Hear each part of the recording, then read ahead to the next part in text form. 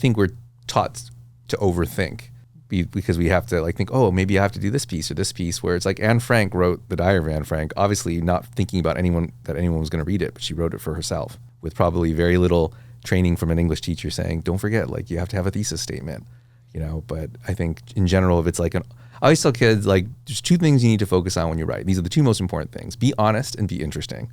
If you're those two things, then no one's going to care what you write. Like they're just gonna be like, oh, they're not even gonna realize that they were reading anything. Like they're not gonna think they wrote or read an essay. They're just gonna think that they heard a really interesting story and remember it. Welcome to the My SGV podcast. Our mission is to capture and share the stories of the people of the San Gabriel Valley. We believe our diversity is what makes the SGV great. And no matter where you're from in the San Gabriel Valley, you will feel welcome. All right, SGVers, welcome back to another episode of the My SGV podcast. Thank you for tuning in. If you are new here, we bring you the stories from the people right here in the San Gabriel Valley. And if you are a returning listener, thank you for spending this time with us. We do appreciate it. Well, Scott, you are an exceptional writer. And wow, I only learned this when you started to read some of your journals. Like these are, decades old, centuries old. Yeah. Journals. Some from last century. It's true. And I was like, wow, and I knew that you wrote for the newspaper, but you have this really amazing writing style. Where did you get that?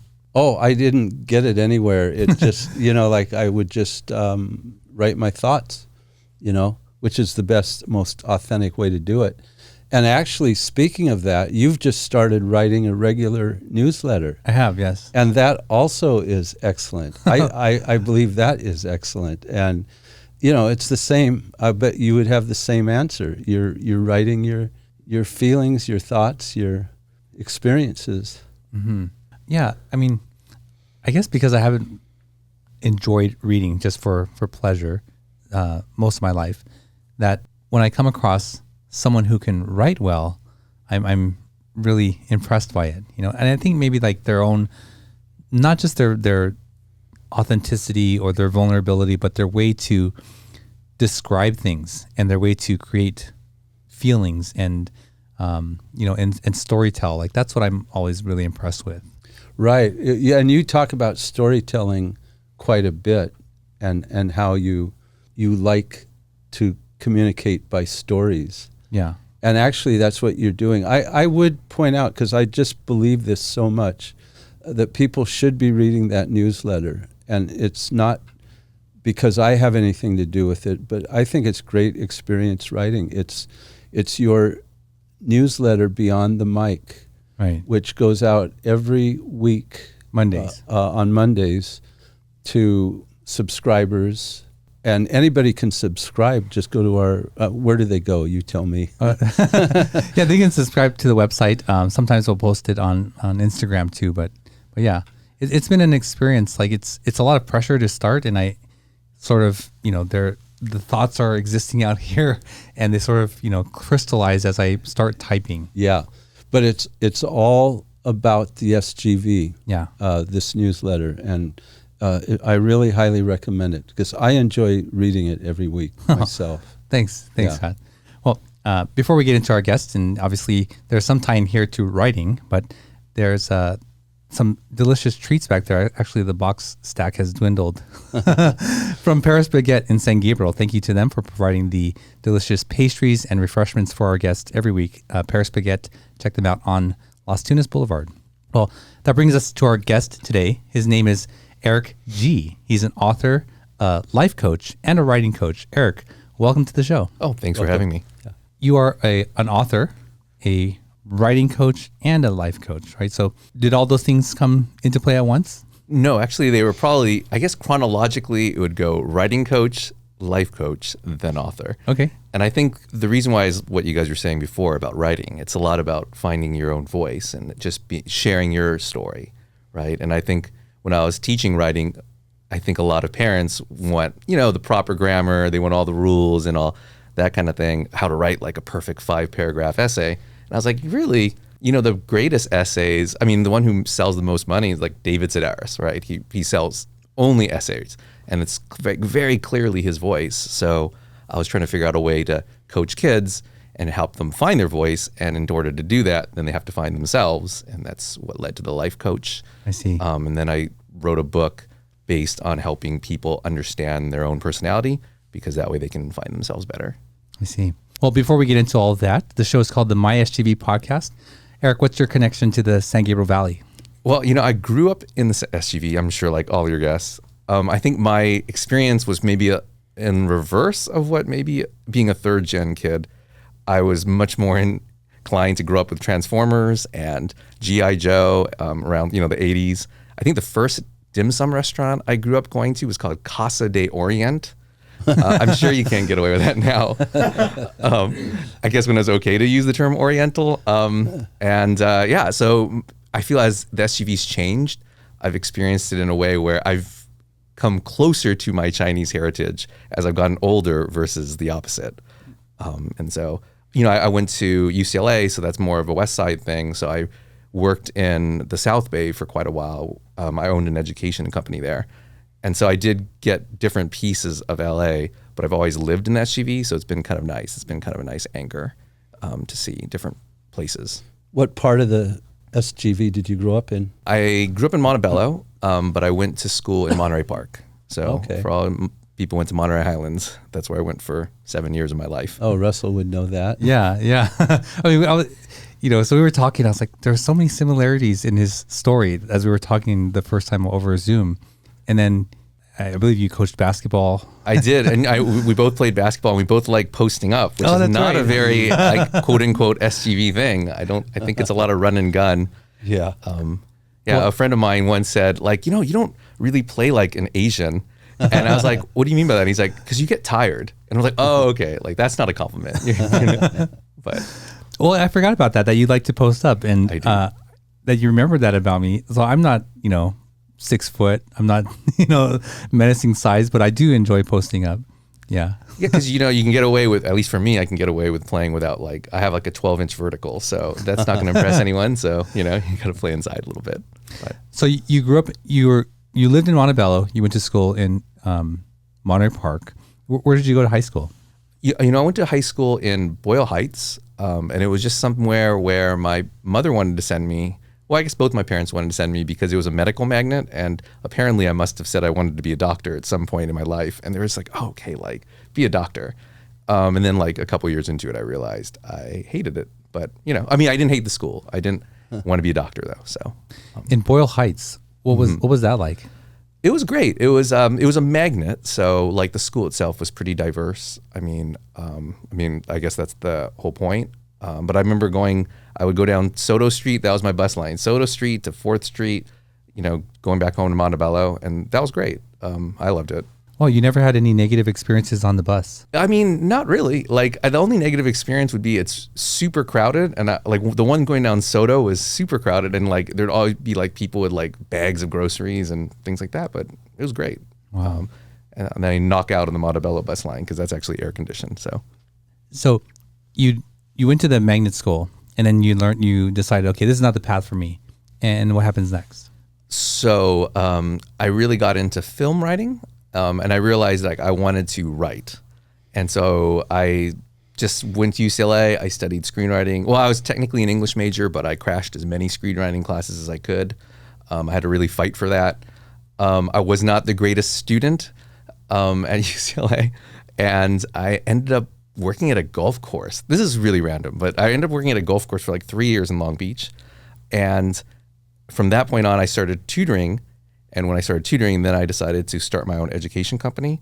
And so it kind of went full circle, that whole feeling I had when I thought I wanted to be a doctor. I meet a lot of kids who, they're told doctor, especially in the SUV, it's doctor and engineer, right? And I guess pharmacist, because that's a little safer. But I found that I think everyone has their own path, and everyone has their own dream that they can find for themselves, and that's where the life coaching came in. What was the education company?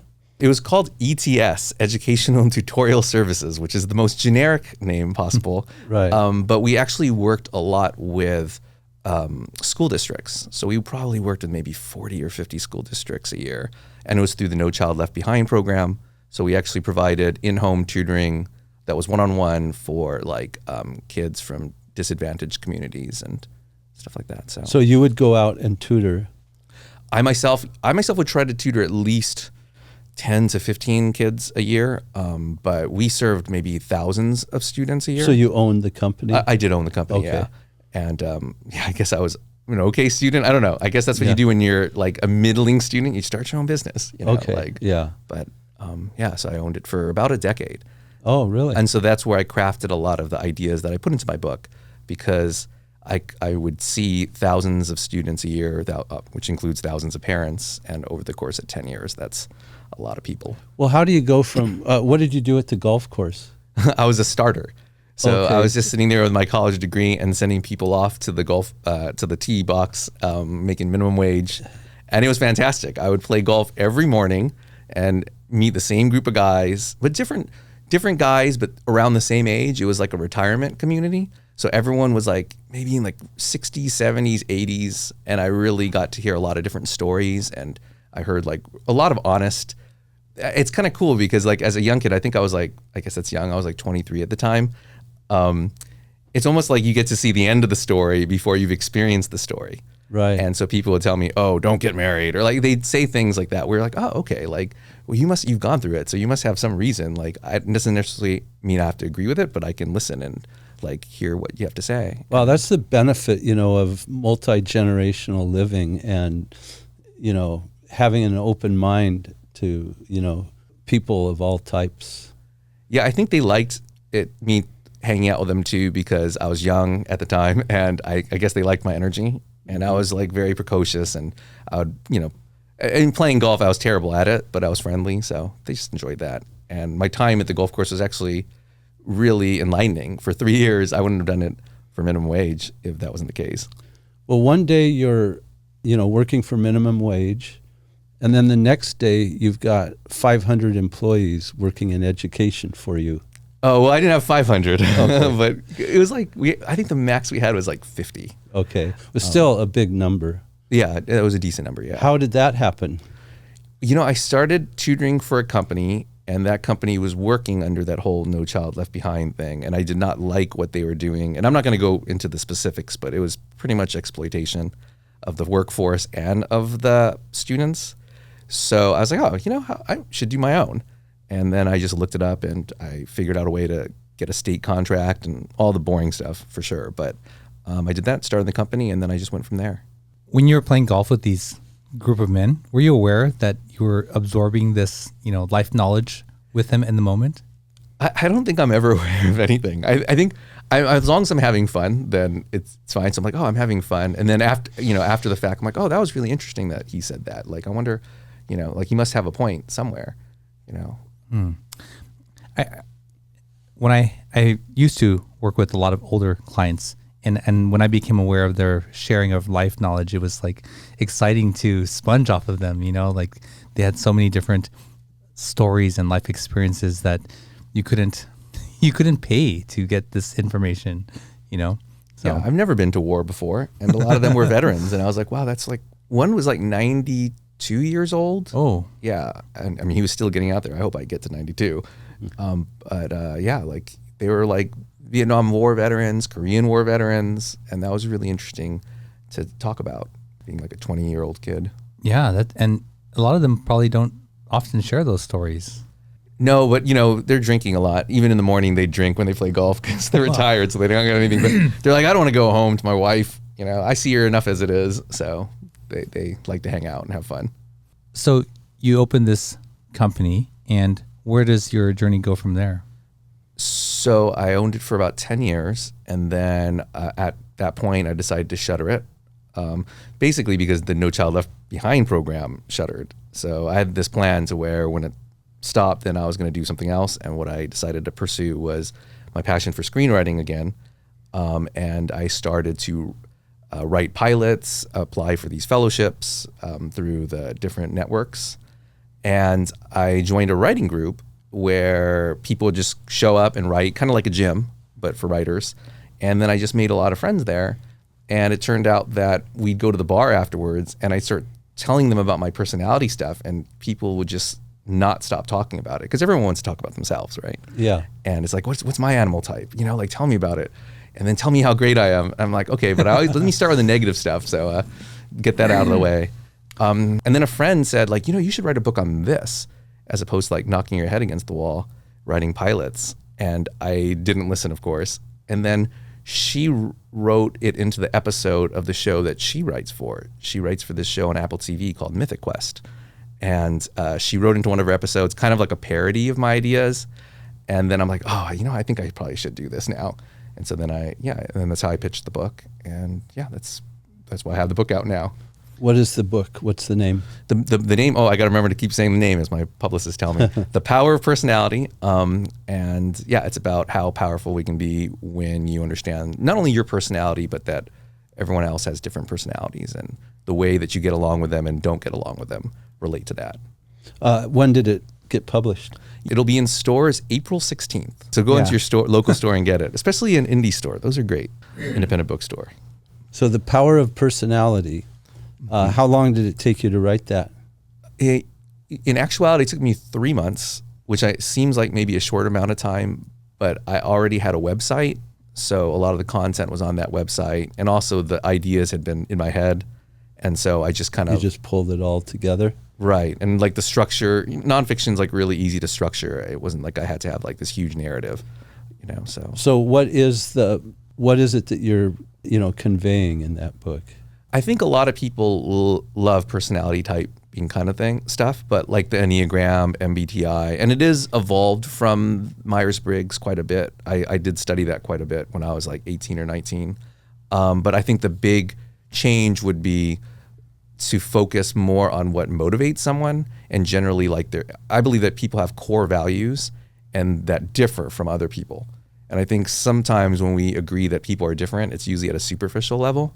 Like you're like, oh yeah, he's more organized, she's more like uptight or whatever, or she's more spontaneous. And I think that people have very strong value differences, and that which causes a lot of conflict. But those values also give us strength, and that's basically the essence of the book. Do you have a test? I do have a test online. The idea of the book was to essentially replace the test, because a lot of those tests, they're like 70 questions or whatever, and they're just like, are you more creative or are you more grounded? And I'm like, that's kind of a weighted question, right? Like someone's definitely going to try to put creative even if they aren't. So my thing was writing the book as a way of teaching people to be the test. That being said, I do have a test on my website because we want the conversion rate. But wow. In the 10 years that you were running the business, did you just shelve your desire to screenwrite completely? Well, I did teach writing, so that kind of, I guess that kind of filled that hole a little bit. But your own creative pursuits? Yeah, I'd probably say yes. When I was working at the golf course, that was another great way or reason why working at the golf course was great was, you're sitting at the starter's desk most of the time, and it's really light. We get these junior varsity high school teams there, and they would take up the tee box for about 2 hours where I'd just be sitting there. So I would actually be writing scripts as I was just sitting in the starter's box. I see. Yeah. I think in our first conversation, were you also an ENFP in the Myers-Briggs? You are also an ENFP, right? Yes, we shared the same. In my book, it would be called the baboon because we use animal personality types. Right. And to be honest, when you first said that, I was like, oh man, that's not a cool animal. Yeah. So what's ENFP? And what's baboon? So this is going to get really wonky really fast, but I split it up into different, so people are split up into 4 packs because of course I use animals. Okay. And each one of those packs is motivated by a specific value or desire. And obviously everyone can be want the other things, but when it comes down to it, it's this is what a person will choose. If you say people say, oh, I'm all into knowledge and information. And I always ask them, would you take a drug, an experimental drug, take it yourself if that's the only way to figure out if it works? And I just look at people's reaction. And if they react in shock, as if that was the dumbest thing they'd ever heard, then I know their motivation is different than someone else's who would be based on information. Well, that's interesting. And what are the 4 packs? So I base it on evolutionary, tribal roles. So like they would be gatherers, hunters, shamans, and smiths. And so just like how we probably need more gatherers back in the day, or we needed more gatherers back in the day, thus there generally are more gatherers in like real life. So they would be the people who their main desire is security and safety. And so we need that, right? That's the reason why we have society, and it's structured and ordered, and like there are rules, and you do those rules not because you want to, but because they help everybody. And then like there are hunters who make up about maybe a third of the population. And then that leaves like a very small amount of space for shamans and smiths. Baboons would fall under the shaman category. So there's 4 animals per pack. So that was a very long-winded way of saying that's where baboons are, is smack dab in that shaman category. There aren't that many of them. I just finished reading The Republic by Plato. Have you read that? Yes. It just, you know how he set out the ideal people or the people in society. Yeah. That you would need. I actually have a chapter in the book devoted to all so there's so many archetypes that use 4, and Plato is one of them. And so there's a chapter in the book that's just like, this is it. This is what Plato said. This is what Aristotle said. This is what, this person said. Oh, fascinating. Yeah. I mean, I guess the idea is like we just instinctively gravitate towards these things because it helps us survive as like civilization.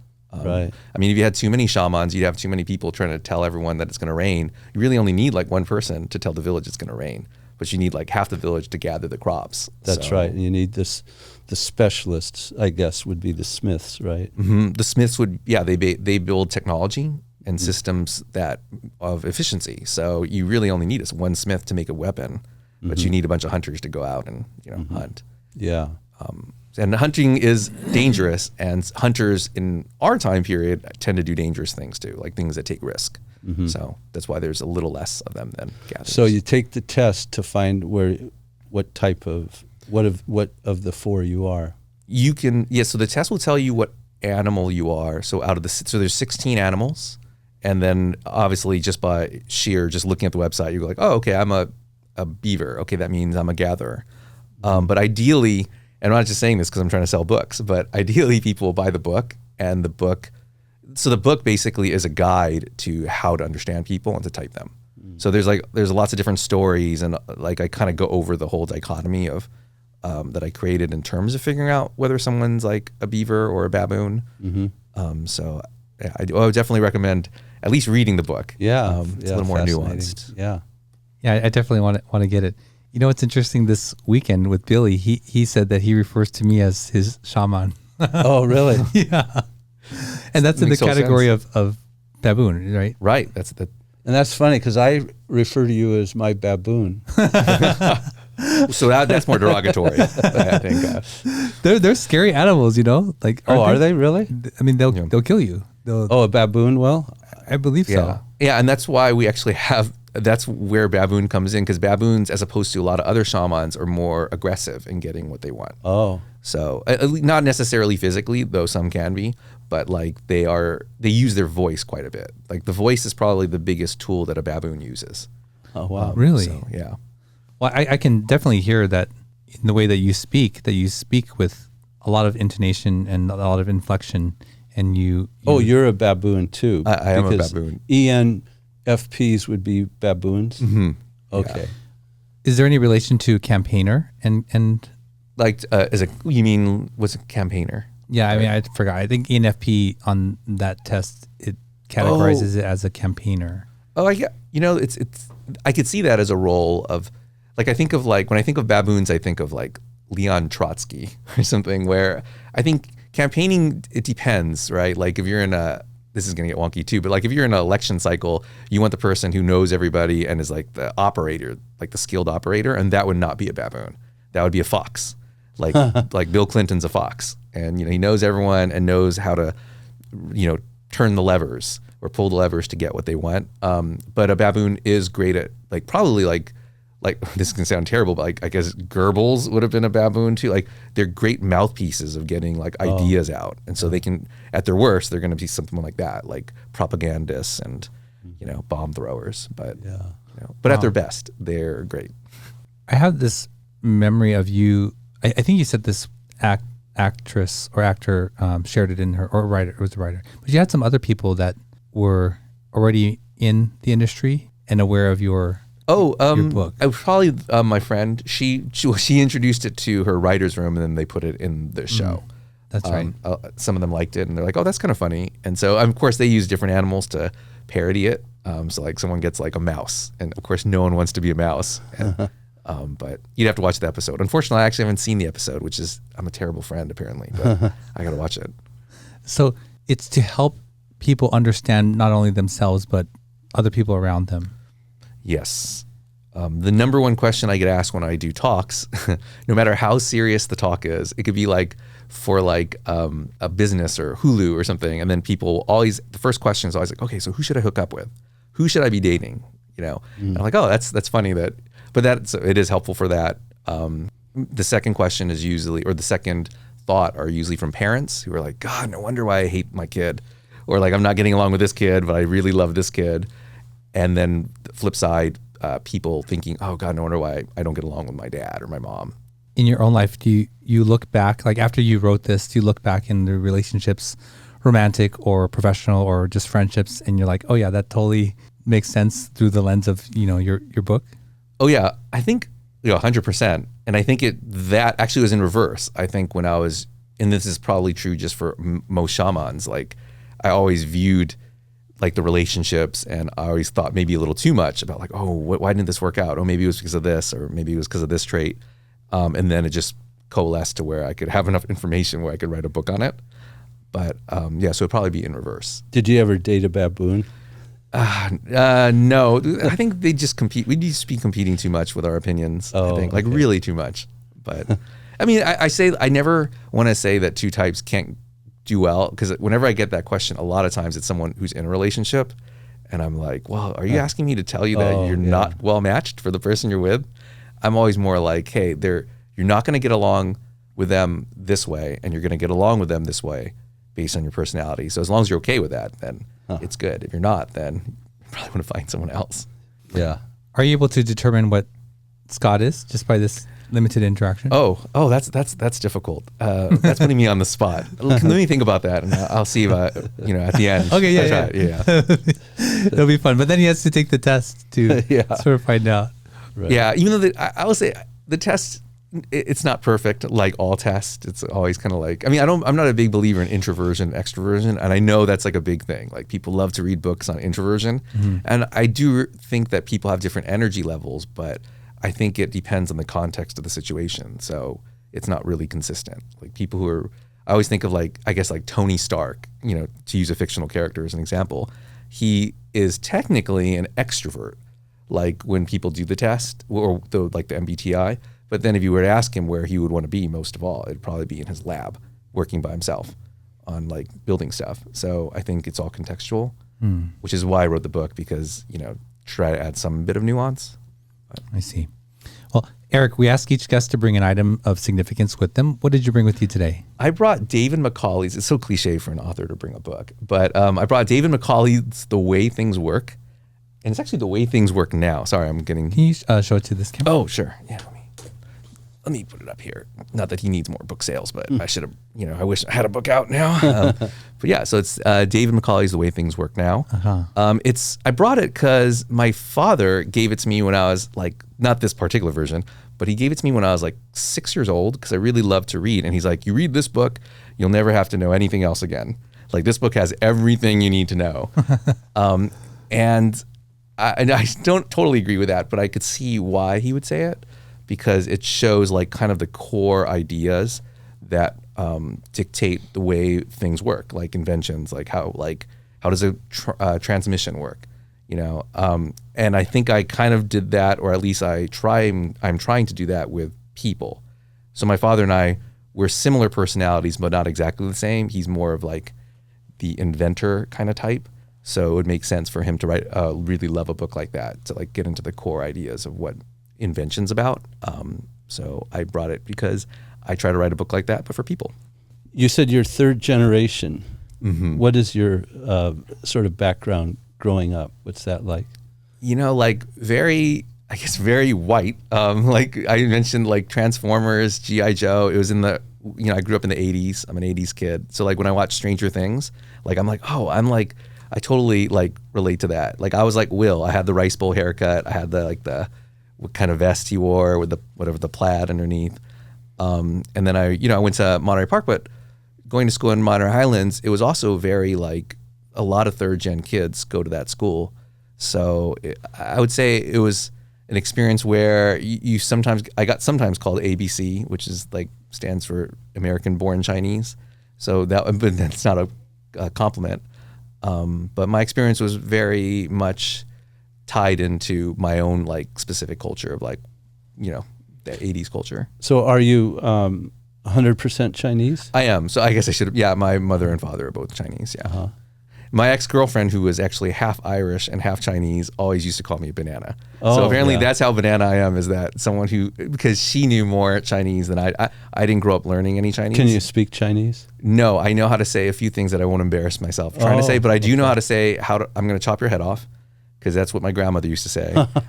Stupid boy, I know that. Bad boy. Who called you stupid boy? That was my grandmother as well. Jeez. Bad boy, and I can say, I don't know. I can order at a dim sum restaurant, but then that's a lot of pointing too. Oh, so it's Cantonese you can speak. Yes, it's specifically Toisanese. Oh, you're Taishan. Yeah, Oh. So that's Okay. Yeah, I can speak that very. That's loosely. very rare. Oh, Well, I guess not rare, but I mean that was the original source was Taishan. yeah. You have to like talk to a lot of old people. Yes. Maybe in Chinatowns around the world. Yeah. But it's funny, we have like 3 or 4 Taishan people who work for us here. Oh, no kidding. Yeah. Are they third gen or? No, one of them is from Taishan. Oh, Yeah. that's really cool. I would love to go there just to see how it is. Oh yeah, I've been there too. Oh, how was that? Well, it's this pretty fertile valley, or I wouldn't call it a valley, but delta, I guess, in southern China, and just a lot of small towns, a lot of small villages, and everybody speaks a different language. But really fascinating. It's sort of like the busy bee part of China, where just a lot of development came from there, from that area. They probably developed it maybe after everybody left, because I'm assuming if they were developing stuff around the time that a lot of people's grandparents left, they probably would have stayed. But well, yeah, but it's it's right around Hong Kong and Guangzhou. It's in Guangzhou, so sort of the heart of the last 50 years of development. Oh, okay. Believe it or not, it started in that part of China. Yeah, I can believe that. Yeah. Most Toisanese probably came here like 100 years ago, right? Yeah, Or right. Like 150 years ago. Yeah, more than 100 years ago. Yeah. Well, Eric, your reference to this book as, the analogy of what you're doing with people, what's the drive behind that? What do you get when you discover this personality about someone, or help them to discover it, or help them to make better connections? Like, what do you get from that? Well, so I have not a great story, but I do have a story. So I was on New Year's. My uncle had bought a ton of oysters. I was shucking oysters because I'm one of the few people in my family knows how to shuck oysters. And I was shucking oysters with my cousin's kid. And I was talking to him, and he's like 22, 23. No. He's like, God, I'm old. 25. And I was like, whoa, what's going on? And he's like, he's just graduating pharmacy school, and he only has to take a test left. And I was like, oh, so like, what do you want to do now? He's like, I don't know, as long as it doesn't have to do with like staying in the same place the whole day. I'm like, well, you picked the wrong job. And I was like, well, maybe you could like get into like pharmaceutical sales, the business side of it, because then you can travel and you can go different places. And he was just like, well, I don't know if I want to waste all the knowledge that I learned in pharmacy school. And I was like, well, you only got one life, and you're not getting it back once it's taken away. So would you rather waste that? And he's like, oh, yeah, that's a good point. And I think like I get a lot of joy out of letting people, or hopefully helping people, or guiding them into finding something that they really love to do, as opposed to like, not to quote Thoreau, but like to live that quiet life of desperation. And I don't know, I get a lot of joy out of that. Oh, most people leave life. Oh yeah, Thoreau. Yeah, Right. I think that's right. Most men people are live mostly lives of quiet desperation. Yeah, and I don't want people to do that. Not especially myself, but Yeah. so that's my big thing when I work with students is like figuring out what they really want to do. I have a student now who said, "I'm going to be a vet," and I was in my head, I'm like, and I know her personality type. She's a dolphin, and I was like, in my mind, like, oh, you're not going to be a vet. But I'm not going to tell an 11-year-old kid that. But slowly, gradually, by the life coaching, she said the other day, she's like, I don't think I want to be a vet. I'm like, in my mind, I'm like, yes. Oh wow. Thank goodness. Yeah, it's good at that age. She's learning it. Yeah, she's like, what would a dolphin be good at? And so I went through all the things that a dolphin would do, and they were all appealing to her. I'm like, yeah, pursue all those things. You don't have to like be restricted. Like you can do like 20 different things, but you probably don't want to be a vet. That specifically probably won't work out for you. It sounds like for you, life is pretty good. Yeah, I guess. I don't know. I mean, I'm having fun. I enjoy it. I try to, but I think I've always done that. So I don't know. I mean, sometimes life can be bad, but you can kind of just. So what's a bad thing that can happen in your life? A bad thing that can happen? Aside from me not selling any books, let me think. So is that what you're, like the big thing right now in your life is, I need to sell books? I do. It has to be something I'm fixated on because I'm so bad at self-promotion. And so, but I'm like, if I don't do it now, when am I ever going to do it? So I'm just like, I got to suck it up. So how are you going to sell your books? What are you going to do? I'm just going to talk about them as much as possible and let people know about them as much as possible. So to your clients or, you have your coaching clients. I do have my coaching clients. I have my website. I have a pretty large, email list, and whatever my publisher decides to do, I will be happy. Whatever my agent decides to do, I will be happy. Like just push it as much as possible.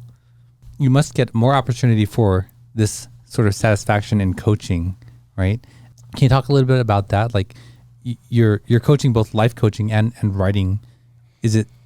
Are they sort of similar, parallel? Like you're trying to help them find themselves in both, right? Yeah, I think yes. And I feel like writing coaching is so hard because I think I had mentioned before, so many parents want you to do a certain thing. And I tell them right off the bat, I'm like, look, this is what I'm going to do. I'm going to tell your kids that school's not that important. Finding yourself is more important. But I am going to tell them that that's like a harder path because whatever you find, you're going to have to work for it. And so all my clients are okay with that, apparently, because they still have me as a coach. And I just try to connect with the writing to like having the kid find what they really want to talk about. And I think that's really difficult. I think a lot of kids are told this is what writing is. And I'm not going to insult, I guess I will. I'm going to insult a lot of English teachers here, but most English teachers are English majors. And I majored in English, so I know this. You're not taught how to write, ever. So unless you specialize in creative writing or screenwriting, then you are not taught the craft of writing. So the dirty little secret is that English teachers teach kids how to write essays because they're easy to correct. Like you just check the boxes. Oh, do you have a topic bridge sentence? Do you have a thesis statement? So I try to get kids off of that. And through that, I also try to get them off of that assumption that their personality and their values should be the same as well. So I guess it's all interconnected. Like it's trying to break assumptions. What would your life coach tell you that you're doing wrong? Talking too much. You talk too much generally? Yeah, but you're probably supposed to talk too much to push your book. Yeah, I know. I should rev it up. Well, I would say, so baboons in general, our greatest weakness is that we tend to start a lot of things because we get really enthusiastic about stuff and then we don't finish them. And we can sometimes be a little flaky and flighty, especially with relationships. We might not always we might bounce around and not romantically. We're not just primarily romantically, but just friends as well and family. And so I guess my life coach would say, make sure to appreciate the people in your life as opposed to constantly trying to meet new people and finish the things you start. Because I don't always do that. Well, finishing a book is a lot of people say I'm going to write a book, but how many actually have the discipline to do it? That's true. I always think of it like, and this is nothing new, it's like just baby steps, right? I guess that's probably the sports training. It's like if you're playing in the whole season, you're not going to win the season in one game, and you're not going to win a game in like 1 minute. You just have to take everything I guess it's the idea of mindfulness, right? Take everything in the moment. And then eventually when you stop and look it back, you're like, oh, I finished a book. That's great. You know? You coached basketball before, right? I did, yeah. When I coached basketball, I would tell the parents, like, the most important thing for them is that they enjoy playing, that they have fun playing it, that they come in and it's fun. Yeah, I'm sure you had a lot of parents who thought that their kid was going to make the NBA. And I always just tell kids, I'm like, you're not going to make the NBA. I played against an NBA player, and you're not going to make the NBA. And what was the score when you played them? Did you play one-on-one? Oh, no, just like randomly. Not an NBA player, a college player. Oh, and, that's even then, that's just such a huge gap. Yeah. So I always tell kids, like, you're here to like, I coach the triangle, and I love the triangle because it helps, it puts the decision making on the player. So I'm not a big fan, at least as a coach. I wasn't like, I'm not going to call out plays. Like, you will run the triangle and make your own decisions, because when you grow up and you become an adult, you're going to have to make your own decisions, regardless of what your parents tell you. Yeah. Wait, how old were the kids that you were coaching? They were high school level. Okay. Yeah. Yeah, because that's a not for fourth graders. I don't think yet. I mean, maybe some teams can run that, but my wife and I often have conversation about education and the way that it's taught. And she made this analogy where so much of education is like this. You learn how to sharpen the knife. You learn the materials that it's from. You learn how it's pressed and made and forged, and you learn all these things, but you don't get to use it yet. And here's these ingredients that you get. This is how it's grown, and you pick it at this time, but you don't get to experience what it's like, or and you save all that until later on in life, and you're just piecing together all these things. Whereas we're like, here, you want to help cook, and they get it. They get to experience it, and they feel and touch it, and it all makes sense to them. And writing is for my wife like this too. Like, she wants it to be an expression of creativity and joy for them, and breaking it into these little pieces is similar to that analogy in our eyes, anyways. That they should be able to write for joy, or just think of these stories without having to learn all the pieces to it and not get to put it all together. Right. I think we're taught to overthink, because we have to like think, oh, maybe I have to do this piece or this piece, where it's like Anne Frank wrote the Diary of Anne Frank, obviously not thinking about anyone was going to read it, but she wrote it for herself with probably very little training from an English teacher saying, don't forget, like, you have to have a thesis statement, but I think in general, if it's like I always tell kids, like, there's two things you need to focus on when you write. These are the two most important things: be honest and be interesting. If you're those two things, then no one's going to care what you write. Like, they're just going to be like, oh, they're not even going to realize that they were reading anything. Like, they're not going to think they wrote or read an essay. They're just going to think that they heard a really interesting story and remember it. Be honest and be interesting. Well, Eric, I want to get more into some of those thoughts and also learn a little bit more about the book. But let's take a quick break, and we'll be right back. At Wormuth Law, they believe that just because you speak a foreign language, come from a different culture, or simply don't know how to navigate the legal system, that should not prevent you from compensation from injury or receiving benefits. Their multicultural staff have been helping SGVers like you for over 38 years. Visit law888.com or call them at 626-784-7017 and tell them you heard about them on this podcast. All right, we're back with Eric. Eric, before the break, I forgot the 2 points that you said. It has to be interesting and or authentic and interesting. Honest. Was that it? Honest. Yeah, or I guess authentic is authentic and interesting. Well, before we go on to your story, we'd like to ask questions from this deck of cards called Icebreakers. And Scott didn't get to answer the last one. I'm glad, because I couldn't. I mean, our guest's answer just took us on a whole direction. Oh, yeah, right. So, but that was a little bit. I mean, I was happy to go in that. But this is a little bit lighter, so you can choose to answer or not. The question is, what's your favorite board game?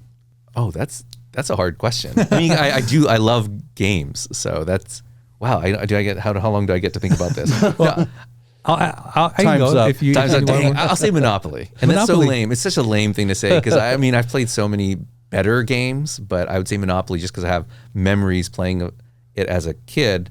And I remember that my father and mother and sister My brother was too young at the time. But my father, brother, and mother, my father, sister, and mother would team up against me to beat me because I was just one of those kids who would win a lot and would also talk a lot of trash. Oh. And so they're just like, so they would not, like if someone landed on their monopoly, they would not charge them rent. So they only charged rent if it was me landing on their properties. And I think my dad realized that was great for my personalities. I respond best with a chip on my shoulder. So of course I got angry and I was like, that's not fair. And anyway, that's probably why I would say monopoly is. I feel like I'm driven by righteous fury, and it started from then.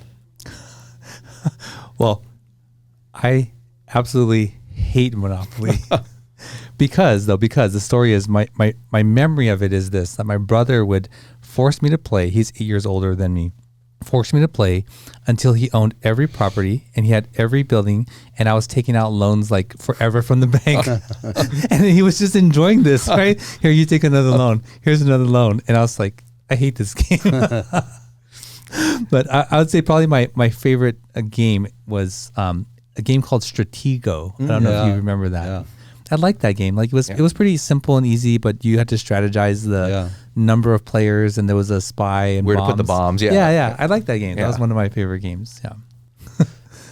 That's funny because when you asked the question, the two games that came up in my mind were Monopoly and Stratego. Really? Yeah. So we played Stratego a lot when I was a kid. Really? Oh yeah, that was. And again, you got the miner, you got the, the bombs, and that. But I think I would go with Monopoly. Do you guys know the origin of that game? Atlantic City or how? What Monopoly? Well, it probably came out of the Depression and people wanting to think that they could be a big time. I don't know. I was just guessing. It's an offshoot of a different game, which we own the original game. You can still buy it.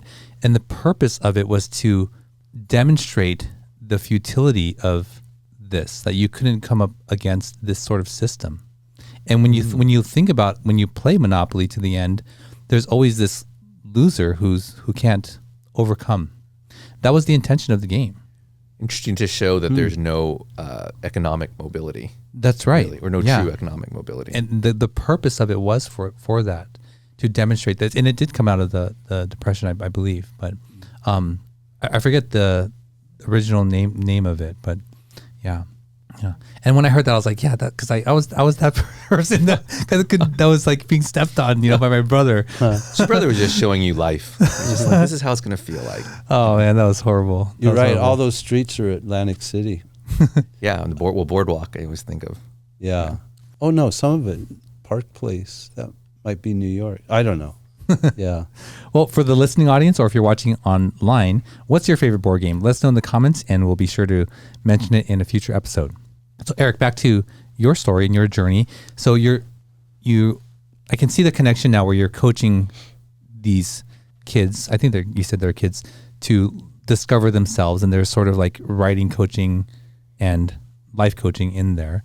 And what's in the future for you? Are you doing more of that? Are you going to be writing more, pursuing more screenwriting? I'd love to write a second book, which will happen if I sell enough of this first book. It definitely, I joke about it in the book actually, that there's a natural sequel because the book itself doesn't have many prescriptions. I think most personality books are like, they give you like a very cookie cutter test and then like, okay, because you're like this is what you should do. But since my whole book is teaching someone how to beat the test and read people, then there's not a lot of like, oh, now that you all know you're a baboon, these are the things you should do. So the natural sequel would be maybe like a romantic, like coupling book about like, oh, if you're this type or you're this animal or this animal, and you're together, this is what your conflicts are going to be, and this is where you get along. So I'd love to. That's a long answer, but I'd love to keep writing books based on this system. Are you in a relationship now? No. Will you use all this going into a future relationship? I'm not a big believer in overthinking it. I just but I would use it in the sense like, oh, like I can't get upset at this person if they do this because, like that's the way they are. My ex-girlfriend, she won't mind me saying this, but she was a very strong personality. In my animal types, it would be a killer whale. So you can just imagine what a killer whale does. They're strategic. They destroy what they want. they get things from sheer force of will. But I had to keep reminding myself that when I would have to make apologies for her to people, I'm like, oh, she doesn't really mean it that way. Like, just don't worry about it, like, and I'm like, oh, but that's just the way she is. But, you have to be okay with that. Otherwise, why stay in a relationship with that? You can't change people, I'm a big believer that people do not change. I think people grow, and I think there's a big difference. But I always say puppies do not grow into cats; they grow into dogs. So if you try to change someone, and they actually do quote unquote change. That's probably not healthy. Probably means they're doing something that's not really true to themselves. And what does growth look like? It can be bad or good. I always say you can grow into a better or worse version of yourself. So like depending on the animal. And depending on the pack, I think the growth arcs are different. So like, let's say you're a gatherer and your natural instinct is for safety and security. Obviously the growth arc is more about accepting that life is not necessarily certain and that there are things that are going to be unsafe, and that's okay. And to bring that, like I always tell this story, like when I had my tutoring company, we'd have lunch every, training. We would have training every year. And so we'd cater the lunch. And one year I remember having falafel. It was one of the dishes, and someone walked up. She was a gatherer, and she walked up and she was like, "What's this?" And I'm like, "Oh, it's like it's falafel. It's like it's like deep fried, chickpeas." And she's like, "Oh," and she's standing there and like kind of holding up the line. And her friend, who's right next to her, who's a hunter, which is a different pack, they like excitement. So her natural instinct was like, "Oh, that sounds cool," and she took 3 and put it on her plate. And so her friend was like, "Oh, okay," and so she took 1 and put it on her plate. But because her friend did it, she did it because it made her feel a little safer. And 2 years later, the tutor came and we had the same meal, falafel. And one person came up and was like, "Oh, what's that?" And then she was behind them and she's like, "Oh, it's like deep fried chickpeas and it's really good. You should try it." And I think that's how gatherers grow, is they grow slowly, but everything around them in their world is safe and they keep everyone around them safe, but they have to grow in that way, like just gradually, Sorry, that was a long example, but no, that's a great one. Yeah. Can you not observe people engaging in life and start thinking about these relationships, like who they are and how they connect? Oh, you mean like turn off my brain or? Yeah. Yeah, I mean, especially like when you're doing something, or at least when I'm doing something physical. Like one of the reasons why I love playing sports is like you just don't really think about that. You just think, this is a ball, put it in the basket, anything where I'm active, I'm not really, unless it's useful, but generally it's not. In the podcast, and I guess in life, like I'm always looking for what is the drive behind people, what's driving them forward, what's their passion, whether it's a motivation towards or motivation away. I'm sort of always have an ear towards that, and just in the way that you're describing it, like I'm thinking, you just must naturally see these connections. You must naturally see the way that people are, having thought about it for so long and written a book. I do think that my natural instinct is to just try to understand people better. It's just to learn about people. So I love learning about people, and I think through that you just start looking at them and observing things and noticing things. Oftentimes when I try to type people, even if I ask a specific question, it's not really the answer that I'm looking for, even though the answer is nice, but people lie. It's more just the reaction to the question. Like a lot of students, if I really wanted to figure out whether they were a gatherer or not, I would make fun of my mother, like within our session. And usually a gatherer, the moment you make fun of your mom, they have this look of either fear or they're offended for her. And I'm like, okay, I know. And then other types will respond differently, but at least I can kind of go, okay, I think you're probably around this. And that's helpful, I think. Interesting. But I do think the whole idea of the book is that I'm not a big fan of certainty. So I don't want people to go, okay, now this person's this animal and I'm always going to treat them this way. I mean, you can change your mind. I mean, if the more you learn about someone, I think that's when someone quote unquote changes. It's just that we learn more about them and we're like, oh no, they're not like that. They're actually really like this. And I think that is my goal for the book, is just encourage people to be constantly doing that throughout their entire life. It's just understanding more and more about the people they're around. Well, before we move on to the final segment where we learn more about you, do you have enough data on Scott? Oh man. I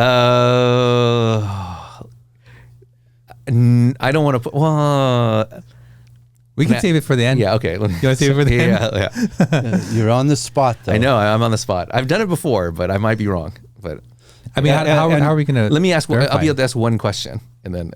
Oh yeah. Well, and then later, but then you can read the portraits and then figure out from those, because like reading the portraits is the best. Where you're like, oh, okay, this animal's like that. Oh yeah, it's probably closer to me.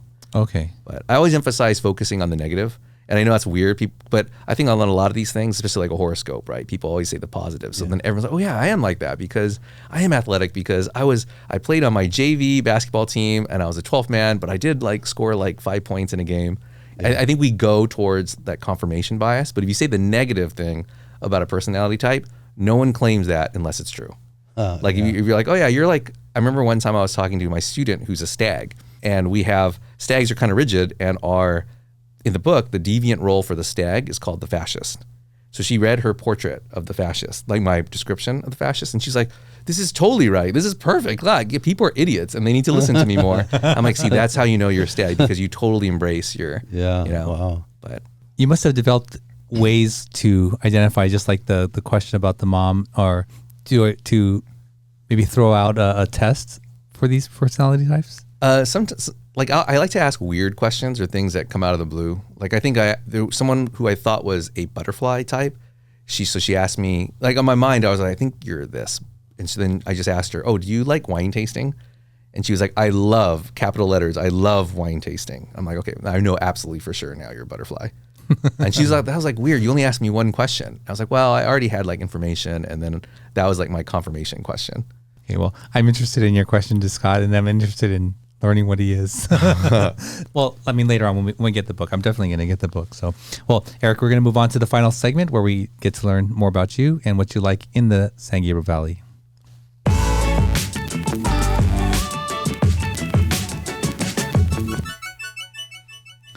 All right, Eric, this is what we call the SGV3, and we ask you to share your 3 favorite or most memorable places or experiences in the San Gabriel Valley.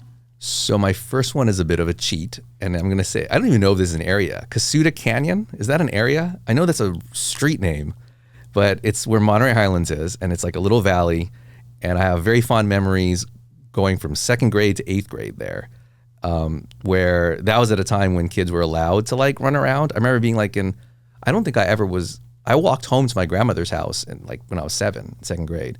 And I remember I would go to my friend's house after school, and my parents would be like, you got to tell your grandmother. I'm like, oh yeah, I forgot to tell her. But you think about that now, that would like a 9-year-old just like not showing up to your doorstep.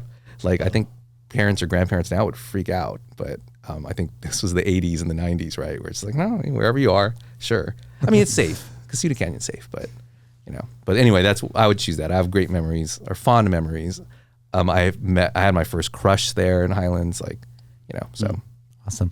And what would be number 2? Number 2 would be, I was thinking restaurants, but then I was like, I can't do all restaurants, but I love food, so I could totally do 3 just based on food. But I'm going to choose Sam Wu on Valley.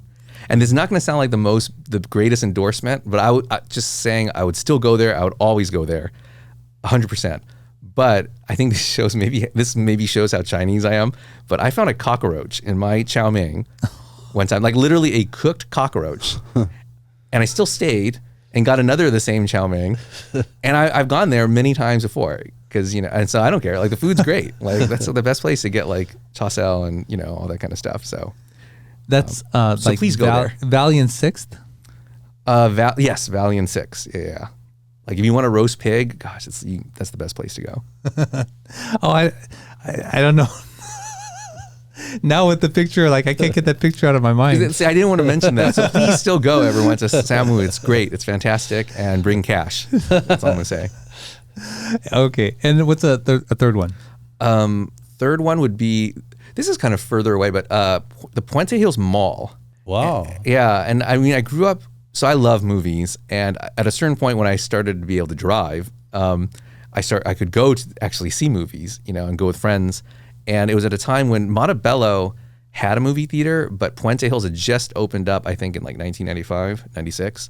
And they had like the first time stadium seating, and that was like super new at the time. And I was like, this is the best. And so I've probably seen 50 movies at the Puente Hills Mall. So wow. that would be my third. Awesome.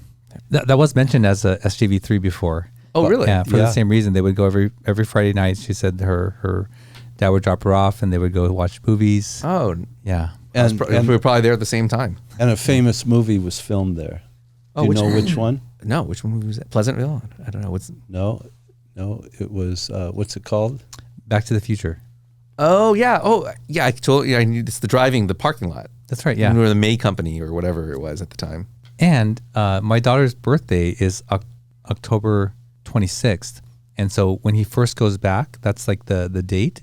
So every year at midnight, Doc Brown tells him to meet him at the mall.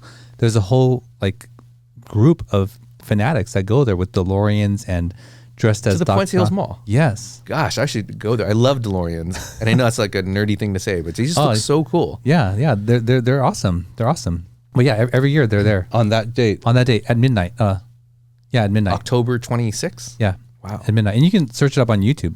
It's crazy how many people go. Well, I'll be there October 26th, 2024. So here's your chance. One question to Scott. Has anyone ever called you bossy, or anyone think you're bossy? And how do you feel about that? I think they have, maybe not the term bossy, but maybe that same concept. And how do I feel about it? I feel I'm not. Oh, okay. I would say, one other thing. Sorry, I said one question, two questions. Do you like using Microsoft Excel? I do. I love it. Oh, okay. I think you're a beaver. That's my beaver. That's my guess. That was my confirmation question, but I could be off. Maybe a stag. Maybe. What's a beaver? Beavers are structured, organized. They're very detail oriented. Oh, control freaks. Okay, well that would be the negative. I was trying to say positive things at their worst. But that's bossy. Would be control freak. Yeah, I mean, I think they're more based. So like a stag would be based on being like a chain of command. Beavers, which are very similar to stags, are based on rules. And I know chain of command rules kind of sound similar, but they are very different in a way. Like I think and you seem more like you'd be focused on rules versus chain of command. But especially because when you said people might think you're bossy, you'd be like, I don't think I am. Yeah. So that might be, but likely. That's my guess at least. Well, Eric, thank you so much for coming on the show and sharing your story with us. If people want to get your book again, or if they want to get in touch with you, please share what's the best way to do that. Oh, I'm so bad with social media. You know, the website would be the best way, and that's projectutopia.com. But I always say it's Utopia with a Y-O-U, like YouTube. You can look up The Power of Personality. That's also the best thing to do. I'll say that again because my publicist said to say it again. The Power of Personality. Just Google that and my name, and you can buy it at any local store. Awesome. Well, thank you again, Eric. We really appreciate you coming on. Thank you. Thank you so much. Well, there you go. Another episode in the books for you. I thought that was really interesting in the way that he described the negatives about the personality and how that really would confirm whether or not you're that type. And with Eric being or him sharing the personality type with me when he described those, it definitely resonated with me. More than that, though, I really like how he describes it as a tool to get to know people better and how to navigate those relationships, and I think to also improve relationships. And part of this show and part of what we're trying to do here is have conversations so you can see them, hear them, and get to know people in your community better. And I think when you stop having conversations, then you start thinking the worst of people. And so the best thing that we can do is get to know each other. So thank you so much for tuning in to this episode. If you like this kind of content, please consider subscribing. As always, check out the full catalog of episodes on our website, mysgv.net. Don't forget to like, share, and subscribe. And until next week, we'll see you then. Thank you for joining us on the MySGV podcast. Check out more of our content on our website, mysgv.net. This show was produced by Russell Mono and edited by Victoria Allers of Kind Monster Productions. If you'd like to join us next week as we capture and share more stories from our diverse community, feel welcome. Nice matter. No, kind matter.